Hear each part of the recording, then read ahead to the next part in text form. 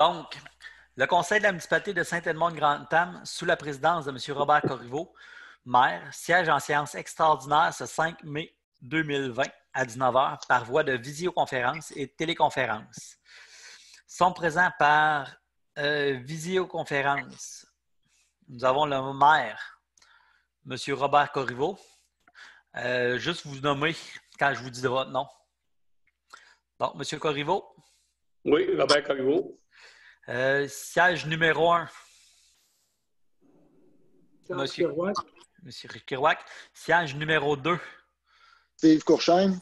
Siège numéro 4. Christian. Christian Lupien, oui, c'est vrai. Siège numéro 5. Brenda Coton. Et siège numéro 6. Samuel Lanois. Oh, et nous avons une personne qui se joint à nous. Est-ce que c'est M.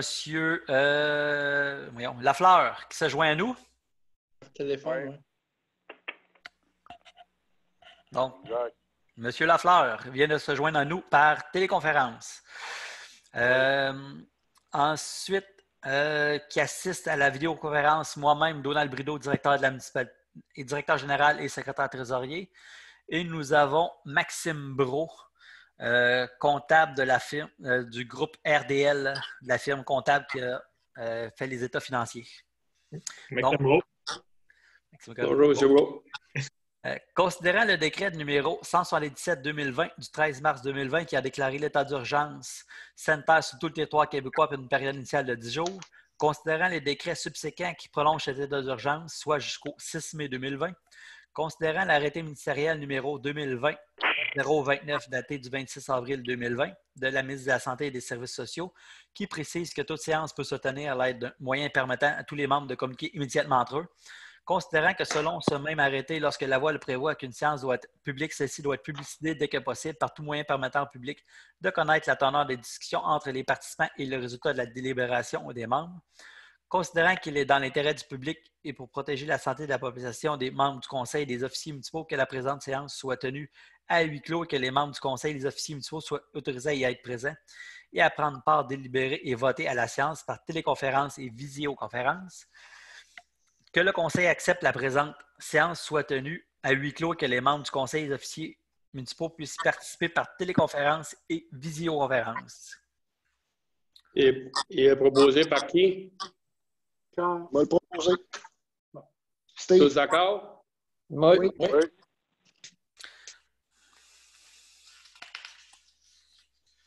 Donc, votre tour, M. Corriveau. Oui, on s'est rendu à 1. Ouverture de la séance. C'est bon. Vous constatez le quorum? À 19 h, c'était décoré séance web. Donc, vous pouvez procéder à la lecture de l'ordre du jour. L'autre jour, le maire procède à la lecture de l'autre jour, oui. Il est pour adopter l'autre jour le dépôt du rapport financier en 2019 en 3. En 4 périodes de questions. Oh, OK. En 4, c'est le lever de l'Assemblée. C'est en 5, lever de l'Assemblée. Ah, je n'ai pas le bon chiffre, c'est d'abord. Ah. Donc, on disait 1, ouverture de la séance. 2, adoption de l'ordre du jour. 3, dépôt du rapport financier 2019. 4, période de questions. 5, lever de l'Assemblée. OK, c'est 4, 5, 4, 7 puis 5 là. OK, parfait. Qui propose la levée de l'Assemblée? Proposé par la levée de l'Assemblée? Je vais le proposer. Donc, ça, c'est Christian? Oui. Est-ce que c'est tout unanime? Oui.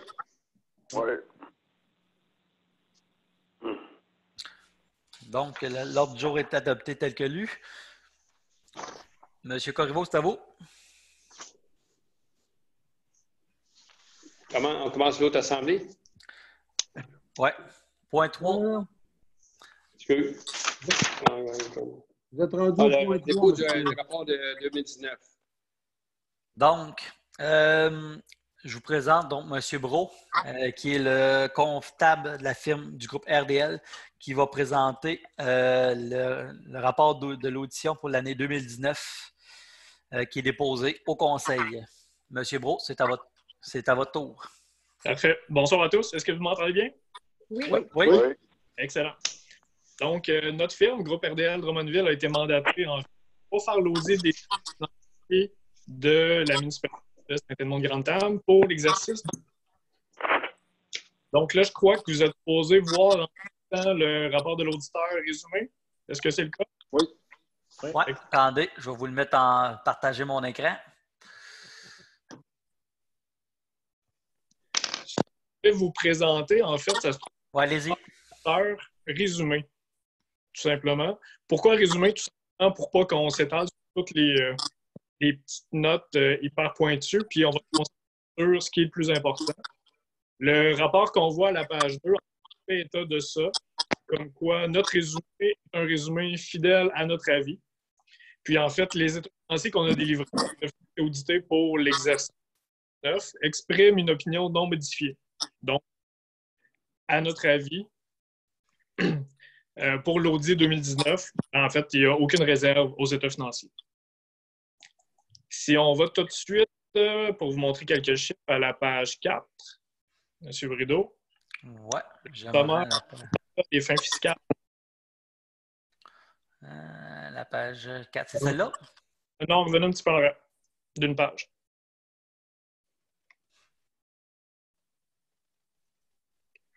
Voilà. Parfait.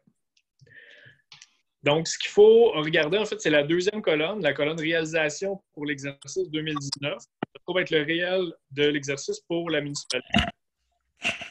Donc, au niveau de la deuxième colonne, au niveau des revenus de fonctionnement, donc ça inclut la taxation, les services, les transferts, tout sauf les investissements. On a 803 730. Au niveau des revenus d'investissement, 353 722. On a d'1 157 000. Au niveau des charges, 831 000. Ça nous donne un excédent de l'exercice 2019 de 325 776.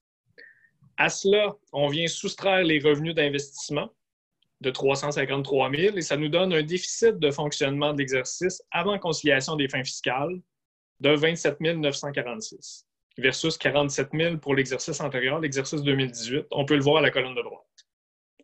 Ensuite, on vient ajuster les éléments de conciliation des fins fiscales. Donc, on vient enlever l'amortissement des immobilisations, puisque c'est non monétaire, de 124 379. On vient considérer le financement à long terme des activités de fonctionnement.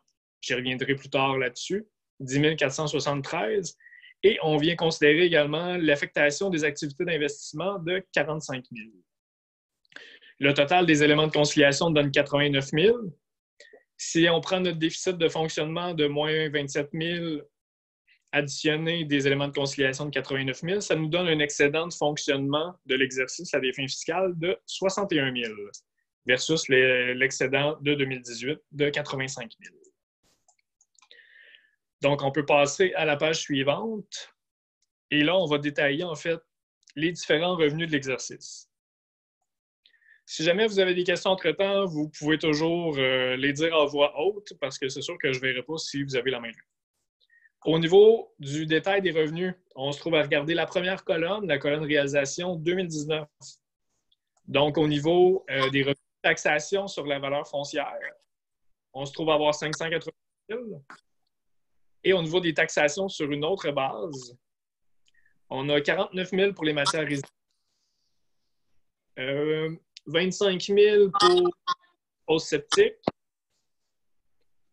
29 000 pour ce qui est cours et finalement 3 717 pour l'urgence 911. Pour un total de 107 000. Donc, le total de la taxation donne 697 000 versus 596 000 l'année précédente. Si on continue à la page suivante, au niveau des transferts, les transferts au niveau du fonctionnement. Donc, toujours la colonne de gauche pour la taxation 2019. On voit un montant de 4 500 pour la sécurité civile, un montant de 54 930 pour la voirie municipale, c'est la subvention du ministère des Transports pour l'entretien et la subvention du député ensemble. Ensuite, on a un montant de 9 529 pour la redevance pour matières résiduelles. Ça nous donne un montant de 68 000 au total pour les transferts de fonctionnement. La page suivante, au niveau des transferts, mais cette fois-ci pour les investissements. Donc, ce qui a financé les activités d'immobilisation de l'exercice. On a 67 342 de la ligne 94 pour la sécurité incendie. Ça se trouve à la TEC qui va être à recevoir pour la poche. Et finalement, on a un 284 380 dans activités récréatives qui se trouve à être la subvention pour la patinoire d'environ 47 000, la subvention du Fonds de ruralité pour le concours citoyen d'environ 25 000 et la subvention de la TEC pour le CAFO citoyen également d'environ 212 000. Un total de 284 000. Ça nous donne 351 722 de transferts d'investissement. Ensuite, on continue l'année des revenus à la page. Au niveau des transferts de droits, on a 10 945 de compensation de collecte sélective de matières recyclées. Ça se trouve être des montants pour Recycle Québec et de la MRC. Page suivante, au niveau des services rendus, cette fois-ci, au niveau de l'administration, 517, c'est un montant qui provient surtout des photocopies et des au niveau incendie, 1055. Hygiène du milieu, on a 2357 pour l'analyse d'eau potable. 1340 au niveau de la vente de bac. Et au niveau de la culture, 1555 qui provient surtout en fait de la location. Ça nous donne un montant de 6 834 pour le total des revenus de services rendus. Et la page suivante. Au niveau toujours de la au niveau 2770, 1380 des droits de mutation,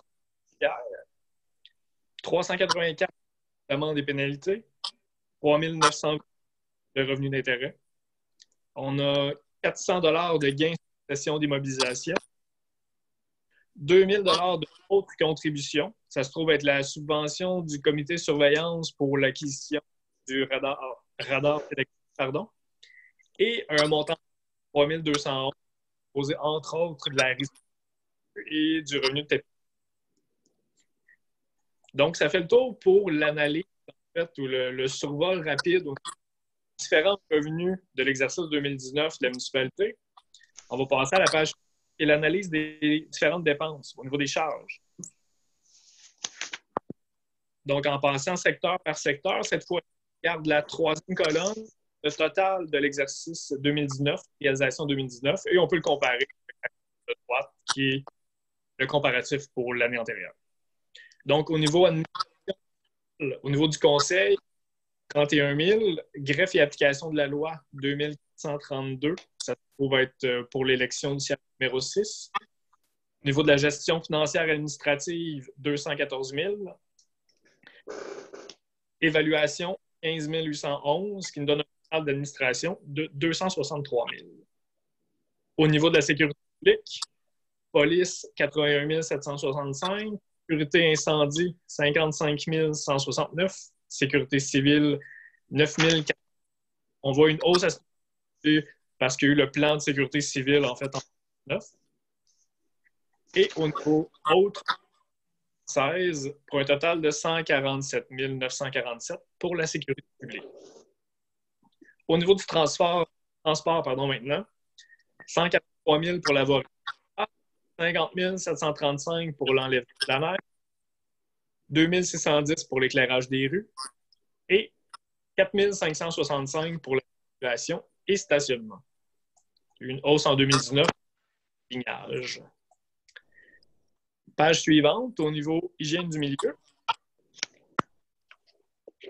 Un montant de 2 800 pour l'approvisionnement et le traitement de l'eau potable, 1 064 pour le traitement des eaux usées, 16 087 pour les domestiques, pour la collecte et transport et 20 000 pour l'élimination. Au niveau des matières recyclables, collecte et transport 9 107 et tri et conditionnement 7 917. Au niveau des cours d'eau, 6 606. et 27 180 de autres. Le autre est surtout composé en fait des plans de fosses et des fosses septiques. Santé bien-être, on a un montant de 166. Et au niveau de l'aménagement, l'urbanisme et du développement, on a 41 942 pour l'aménagement urbanisme et zonage, 4 683 au niveau de la promotion et développement économique et 10 800 au niveau du autre. Le montant du autre provient en fait de la nouvelle dette pour la fibre optique qui provient de la MRC. Je vous en reparle un petit peu plus tard. Si on continue à la page loisirs et culture, au niveau du centre communautaire, on a du 1103, 120 $ pour la patinoire intérieure et extérieure. Il n'y a pas eu de contribution en 2019.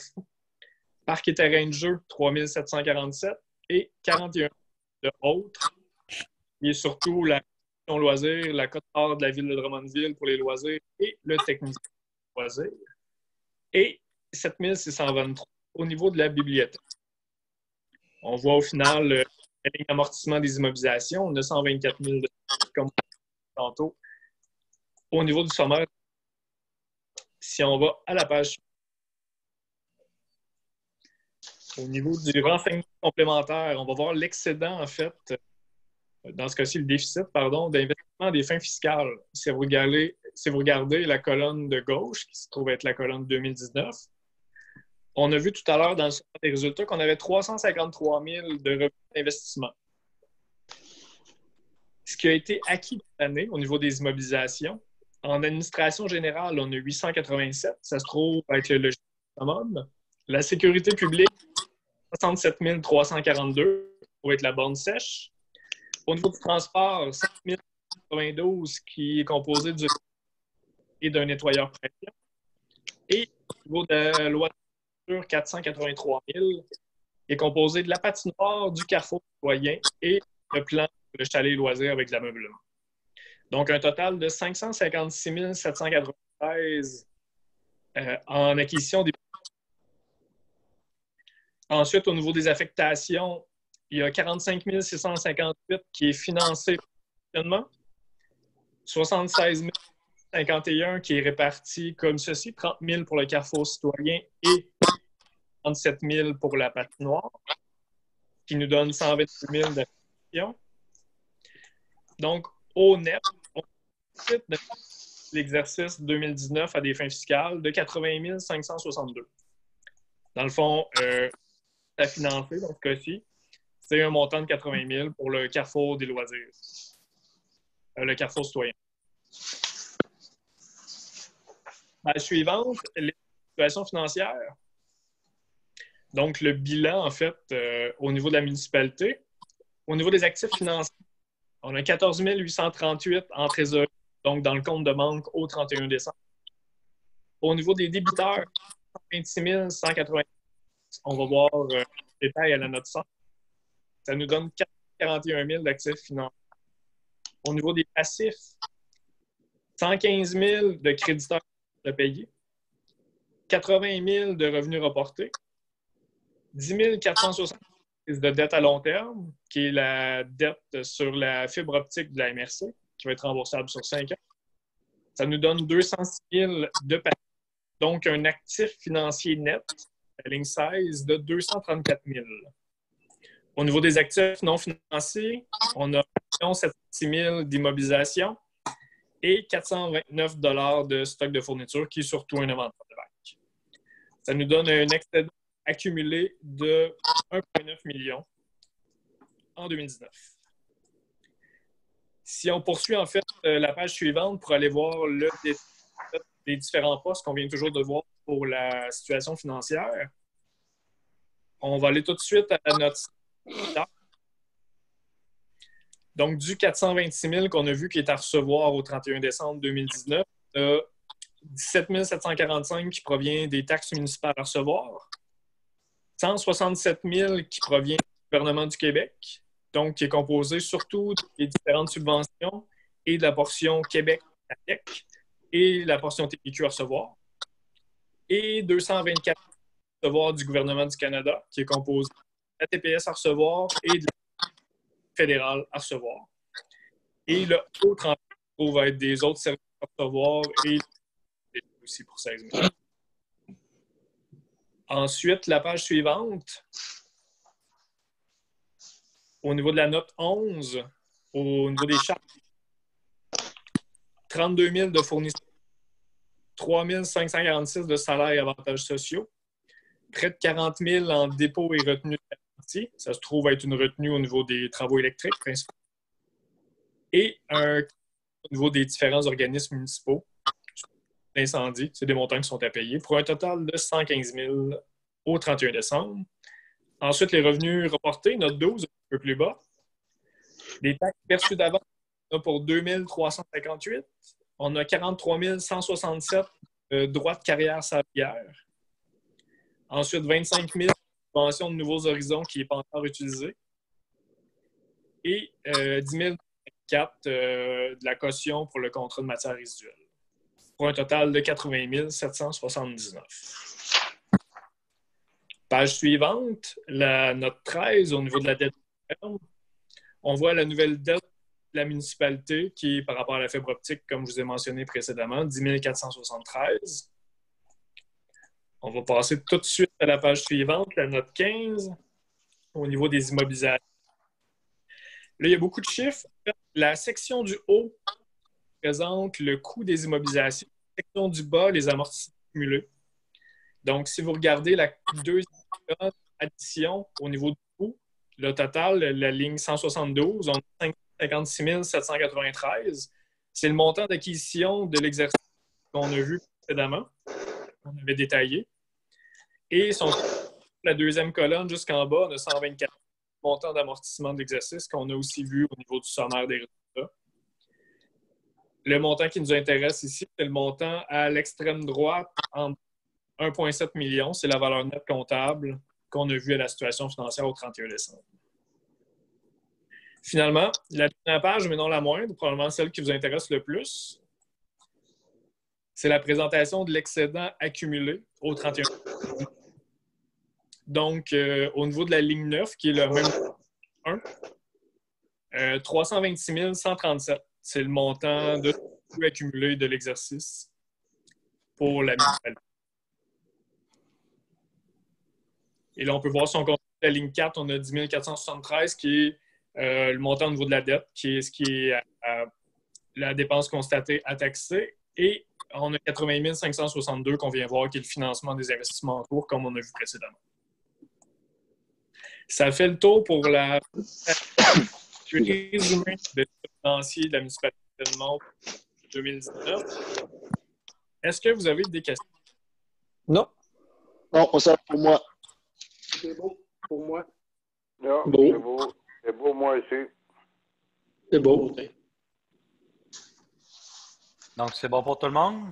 Oui. Merci. OK. Ça fait un proposeur.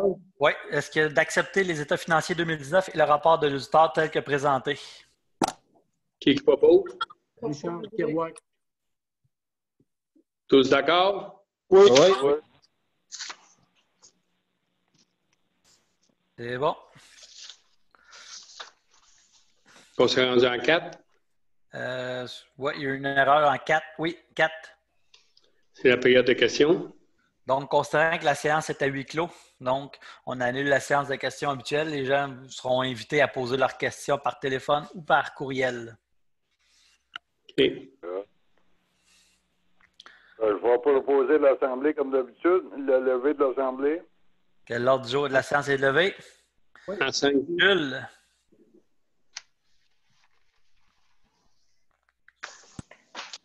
Parfait.